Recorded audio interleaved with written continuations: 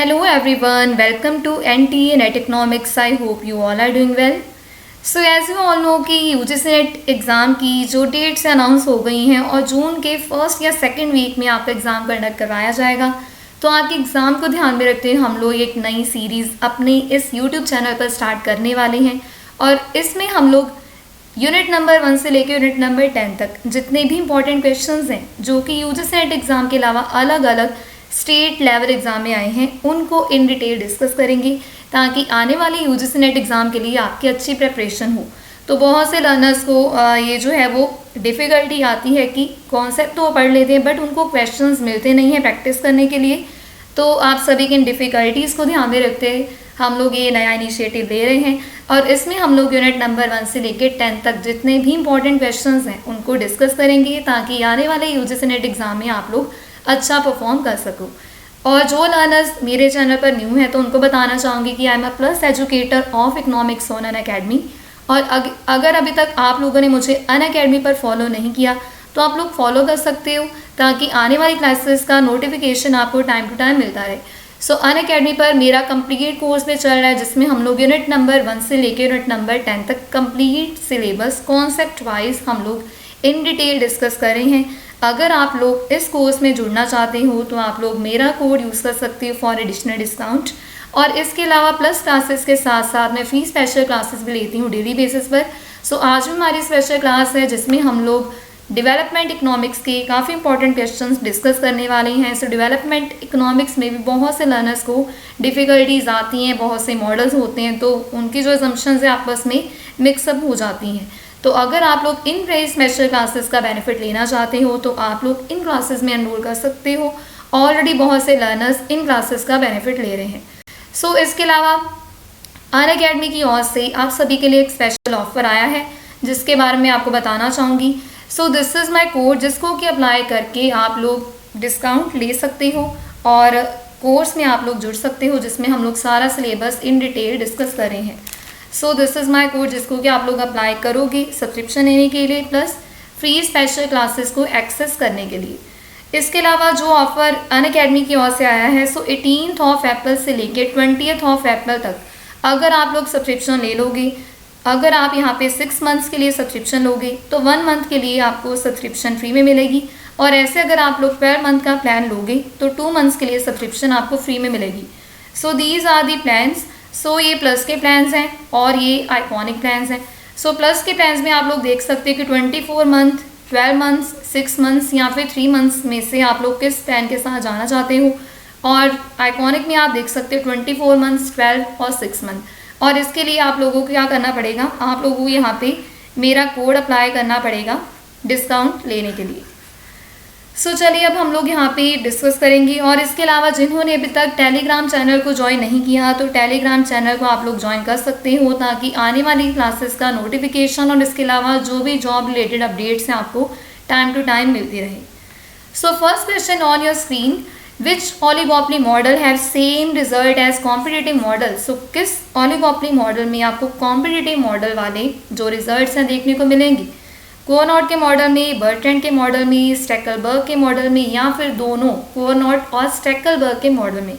सो अगर हम लोग कोनॉट के मॉडल की बात करें जो कि 1838 में आया है, बर्ट्रैंड के मॉडल की बात करें जो कि यहाँ पे 1883 में आया है, स्टैकलबर्ग के मॉडल की अगर हम लोग बात करें तो ये 1934 में आया है। और ये मैं आपको इसलिए बता रही हूँ क्योंकि क्रोनोलॉजिकल ऑर्डर में ही आपके क्वेश्चंस पूछे जाते हैं। सो कोनॉट में के मॉडल में आप लोगों ने क्या पढ़ा कि यहाँ पे जो फर्म्स हैं वो आउटपुट के बेसिस पर वॉर करेंगी। अगर हम लोग बर्ट्रैंड की बात करें तो यहाँ पे जो फर्म्स है वो प्राइस के बेसिस पर उनमें वॉर देखने को मिलेगी। और अगर हम लोग यहाँ पे स्टैकलबर्ग के मॉडल की बात करें जो कि एक्सटेंशन है कोनॉट के मॉडल की, इसमें भी आप लोग यहाँ देखोगे कि जो यहाँ पे फर्म्स है वो आउटपुट के बेसिस पर आपस में वॉर करेंगी। अगर हम लोग इन दोनों मॉडल्स की बात करें तो यहाँ पे फर्म्स आर नेव। नेव का मतलब ये है कि फर्म्स यहाँ पे भोली है, वो अपने पास्ट एक्सपीरियंस से सीख नहीं रही। They are not learning from their past mistakes, तो अपनी पास्ट मिस्टेक्स से सीख नहीं ले रही और उन्हीं मिस्टेक्स को दोबारा रिपीट कर रही हैं। यानी कि यहाँ पे जो फर्म्स हैं उनको ये पता नहीं चल रहा कि वो आपस में इंटरडिपेंडेंट है। जबकि अगर हम लोग स्टैकलबर्ग के मॉडल की बात करें तो यहाँ पे आप लोग देखोगे कि दोनों फर्म्स में से जो एक फर्म है वो सोफिस्टिकेटेड हो गई है। सोफिस्टिकेटेड हो गई, यानी कि एक फर्म को पता चल गया कि वो यहाँ पे इंटरडिपेंडेंट है अपने डिसीजन को लेके, और दूसरी जो फर्म है वो अभी भी नेवी है, यानी कि उसको अभी पता नहीं चल रहा। सो अगर हम बात करें कि किस मॉडल में हमें परफेक्ट कंपटीशन वाले रिजल्ट देखने को मिलेंगे, तो वो है बर्टन का मॉडल। सो बर्टन के मॉडल में हम लोग यहाँ पे देखेंगे कि जो दोनों फर्म्स हैं, बर्टन के मॉडल में हमें परफेक्ट कंपटीशन वाले रिजल्ट देखने को मिलेंगे अगर यहाँ पे जो दोनों फर्म्स हैं प्राइस अगर वो चार्ज करेंगी अपनी मिनिमम एवरेज कॉस्ट के हिसाब से, तो हमें यहाँ पे होमोजीनियस प्रोडक्ट के केस में अगर यहाँ पे दोनों के दोनों जो फर्म्स हैं वो होमोजीनियस प्रोडक्ट को प्रोड्यूस कर रही हैं, तो हमें यहाँ पे परफेक्ट कंपटीशन वाले रिजल्ट देखने को मिलेंगे। सो प्राइस यहाँ पे कम होगा और आउटपुट यहाँ पे ज़्यादा सेल की जाएगी और ये क्लोज होगा परफेक्ट कंपटीशन के। सो correct answer is option number second. उसके बाद देखिए क्वेश्चन नंबर सेकंड। अगेन यहाँ पे मॉडल्स में से आपको क्वेश्चन पूछा गया है, in comparing the Cournot oligopoly equilibrium with competitive equilibrium. अगर यहाँ पे कोनॉट के मॉडल को हम लोग कॉम्पिटिटिव इक्विलिब्रियम के साथ कंपेयर करें तो हमें क्या देखने को मिलेगा। सो यहाँ पे दोनों प्रॉफिट और आउटपुट लेवल ज़्यादा होंगे कोनॉट के मॉडल में। प्रॉफिट और आउटपुट लेवल कॉम्पिटिटिव इक्विलिब्रियम यानी कि यहाँ पे परफेक्ट कॉम्पिटिशन में ज़्यादा होंगे। प्रॉफिट तो ज़्यादा होगा जबकि आउटपुट यहाँ पे कम होगा, किसमें, कॉम्पिटिटिव इक्विलिब्रियम में, यानी कि परफेक्ट कॉम्पिटिशन में हमें ऐसा देखने को मिलेगा। प्रॉफिट तो ज़्यादा होगा बट आउटपुट की अगर बात करें तो वो कम होगी। सो कोनॉट का मॉडल जिसमें आप लोगों ने क्या पढ़ा है कि दो फर्म्स है जो कि होमोजीनियस प्रोडक्ट को प्रोड्यूस कर रही हैं और टोटल मार्केट का यहाँ पे 66% यहाँ पे जो आउटपुट है वो प्रोड्यूस की जाएगी। दोनों ही फर्म्स यहाँ पे 1/3 प्रोडक्शन करेंगी और अगर हम लोग मार्केट की बात करें तो 2/3 यहाँ पे जो आउटपुट है प्रोड्यूस की जाएगी 66%। सो अगर हम लोग यहाँ पे कोनॉट के मॉडल को कंपेयर करें कॉम्पिटिटिव इक्विलिब्रियम यानी कि परफेक्ट कॉम्पिटिशन के साथ, तो हमें क्या देखने को मिलेगा कि यहाँ पे आउटपुट यहाँ पे कम प्रोड्यूस की जा रही है जबकि यहाँ पे जो प्रॉफिट है वो ज़्यादा होगा as compare to perfect competition. So क्या देखने को मिलेगा कि प्रॉफिट तो यहाँ पे ज़्यादा होगा जबकि आउटपुट यहाँ पे कम होगी as compare to competitive equilibrium. So correct answer यहाँ पे हो जाएगा ऑप्शन नंबर 4। अगर आप लोग यहाँ पे बाकी के ऑप्शंस को देखो कि प्रॉफिट भी ज़्यादा होगा और आउटपुट भी, सो आउटपुट तो यहाँ पे कम होगी क्योंकि 66% यहाँ पे जो डिमांड है उसको केटर किया जा रहा है। उसके बाद सेकंड में लिखा है कि प्रॉफिट और आउटपुट दोनों ही ज़्यादा होंगे कॉम्पिटिटिव में यानी कि परफेक्ट कॉम्पिटिशन में। सो आउटपुट तो ज़्यादा होगी, जितनी भी डिमांड है उसको पूरा केटर किया जाएगा। बट यहाँ पे प्रॉफिट की अगर बात करें तो प्रॉफिट यहाँ पे ज़्यादा नहीं होगा, क्योंकि यहाँ पे जो फर्म्स हैं वो अपना जो प्राइस है, ठीक है, फर्म्स यहाँ पे जो प्राइस है वो डिसाइड करके दे रही है इंडस्ट्री की ओर से जो प्राइस है वो सेट किया जाएगा। सो यहाँ पे ये भी इनकरेक्ट है। प्रॉफिट भी ज़्यादा है, आउटपुट यहाँ पे कम है कॉम्पिटिटिव में, सो ये तो गलत है क्योंकि परफेक्ट कॉम्पिटिशन में ऐसा होगा नहीं। Correct answer is option number 4। उसके बाद देखिए थर्ड, एक ऐसी सिचुएशन जिसमें हर एक फर्म अपना बेस्ट दे रही है, it can given what the rivals are doing, ठीक है, अपना तो बेस्ट दे रही है और जो उसके राइवल कर रहे हैं उसको उन्होंने दिया हुआ मान लिया है, तो इसको हम लोग क्या बोलेंगे, इसको बोला जाता है नैश इक्विलिब्रियम। कोऑपरेटिव इक्विलिब्रियम में क्या होगा कि जो फर्म्स है, जो प्लेयर्स है आपस में कोऑपरेट करेंगे। नॉन कोऑपरेटिव में क्या होगा कि इंडिविजुअल वो डिसीजंस लेंगे, स्ट्रेटजी बना के चलेंगे, कोई कोऑपरेशन नहीं है। और स्टैकरबर्ग के इक्विलिब्रियम में तो आपको पता है कि एक जो फर्म है वो सोफिस्टिकेटेड होगी, लीडर और यहाँ पे फॉलोअर का कॉन्सेप्ट होगा। So correct is option number 1।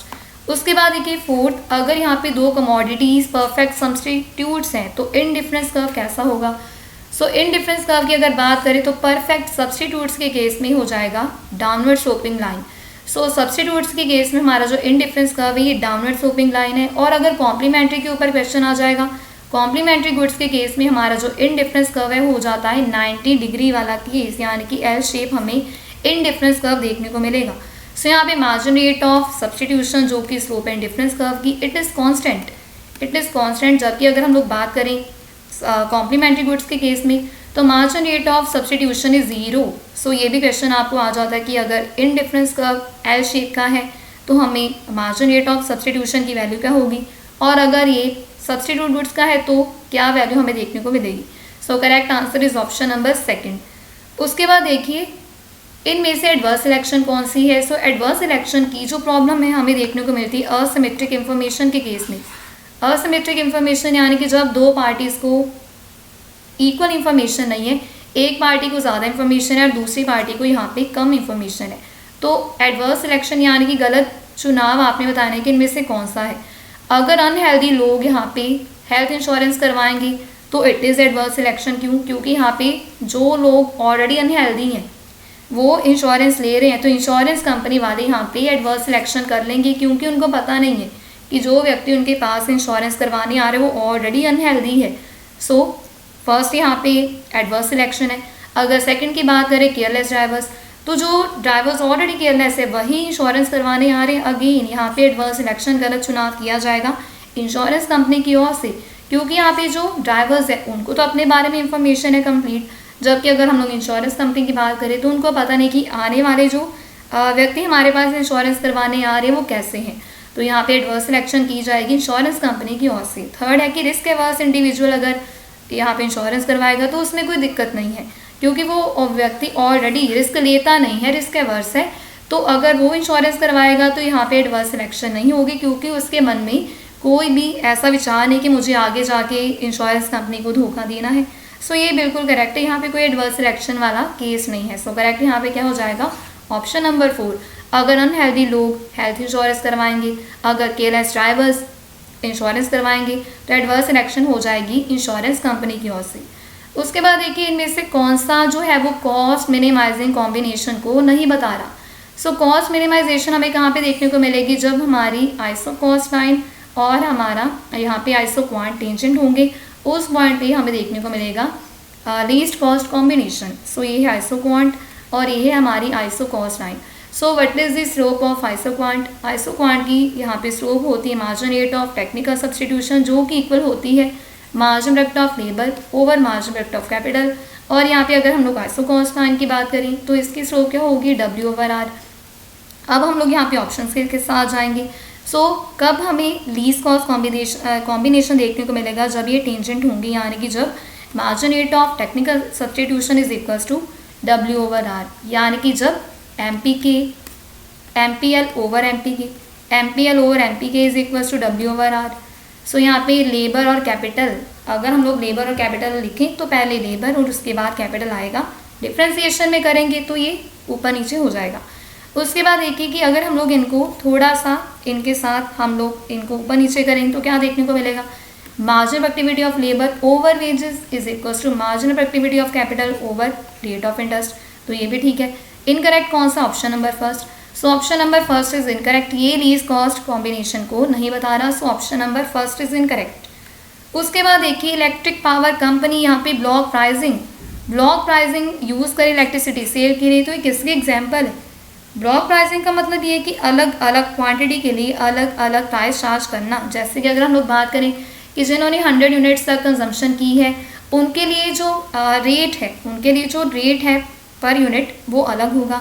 जिन्होंने 101 यूनिट से लेके 300 यूनिट्स तक जिन्होंने कंजम्पशन की है उनके लिए जो रेट है वो अलग अलग होगा। यानी कि क्वांटिटी, अलग अलग क्वांटिटी के लिए अलग अलग प्राइस चार्ज किया जा रहा है। सो ये आप लोगों ने किस में पढ़ा है? सेकंड डिग्री प्राइस डिस्क्रिमिनेशन, जिसमें अलग अलग क्वांटिटी के लिए अलग अलग प्राइस चार्ज किया जाएगा। फर्स्ट डिग्री में अलग अलग यूनिट के लिए अलग अलग प्राइस चार्ज किया जाएगा। थर्ड डिग्री की अगर बात करें तो अलग अलग ग्रुप के लिए उनकी इलास्टिसिटी ऑफ डिमांड के अनुसार यहाँ पे अलग अलग प्राइस चार्ज किया जाएगा। सो correct answer is option number second. उसके बाद देखिए अगर यहाँ पे कंज्यूमर प्रेफर कर रहा है basket A to basket B, यानी कि A is preferred over B is preferred over C, then ultimately A will be preferred over C। तो ये किसके एग्जाम्पल? इसको हम लोग क्या बोलेंगे? इसको हम लोग बोलते हैं ट्रांसिटिविटी। सो इस असम्पशन को बोला जाता है transitivity. So correct answer is option number first. उसके बाद एक ऐसा मार्केट स्ट्रक्चर जिसमें strategic consideration are more important, यानी कि जिसमें स्ट्रेटजी बना के चलना बहुत इंपॉर्टेंट है, वो कौन सा है? Oligopoly, monopolistic competition, pure monopoly या फिर प्योर कंपटीशन। तो आपने पढ़ा है ओलिगोपोली में मॉडल, जिसमें जो फर्म्स है फ्यू सेलर्स हैं और एक दूसरे के जो भी प्राइस और आउटपुट रिलेटेड डिसीजंस हैं उनकी वजह से जो बाकी की फर्म्स हैं उनके ऊपर भी हमें इफेक्ट देखने को मिलेगा।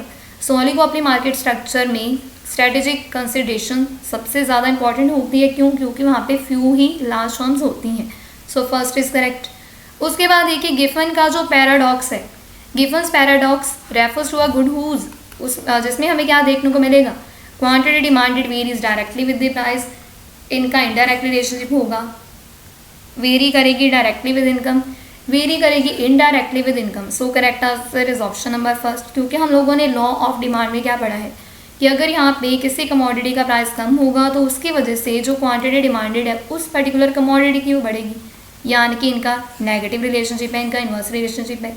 जबकि अगर गिफन के पैराडॉक्स की बात करें तो ये एक्सेप्शन है लॉ ऑफ डिमांड की, ये एक्सेप्शन है लॉ ऑफ डिमांड की, यानी कि इसमें हमें उल्टा देखने को मिलेगा। अगर प्राइस यहाँ पे ज़्यादा होगा तो डिमांड बढ़ेगी, और अगर यहाँ पे प्राइस हमारा कम होगा तो जो डिमांड है वो भी कम होगी, यानी कि सेम ही डायरेक्शन में वो मूव करेंगे। सो correct answer is option number first, quantity demanded varies directly with price. So first is correct. तो आज के इस सेशन में हम लोगों ने बहुत इंपॉर्टेंट क्वेश्चंस डिस्कस किए हैं माइक्रो इकोनॉमिक्स के, एंड आई होप कि आपको आज का जो सेशन अच्छा लगा होगा। अगर आप लोग चाहते हो कि ऐसे ही सेशंस हम लोग और प्लान करें तो उसके लिए आप लोग कमेंट सेक्शन में लिखकर ज़रूर बताइएगा, क्योंकि अगर आप लोग यहाँ पे डिमांड करोगे तो आपके डिमांड के अकॉर्डिंगली हम लोग जो है वो सप्लाई भी करेंगे। सो अगर आप लोग चाहते कि ऐसे ही ट्रिकी क्वेश्चंस, ऐसे इंपॉर्टेंट क्वेश्चंस हम लोग और डिस्कस करें तो आप कमेंट सेक्शन में लिख के बता सकते हो। और इसके अलावा आज हमारी स्पेशल क्लास भी है 9:15 बजे अनअकैडमी ऐप पर, जिसमें कि हम लोग ग्रोथ एंड डेवलपमेंट के इंपॉर्टेंट क्वेश्चंस डिस्कस करने वाले हैं। यूजीसी नेट एग्जाम के अलावा अलग अलग स्टेट लेवल एग्जाम की जो क्वेश्चंस हैं उनको भी हम लोग इन डिटेल डिस्कस कर रहे हैं।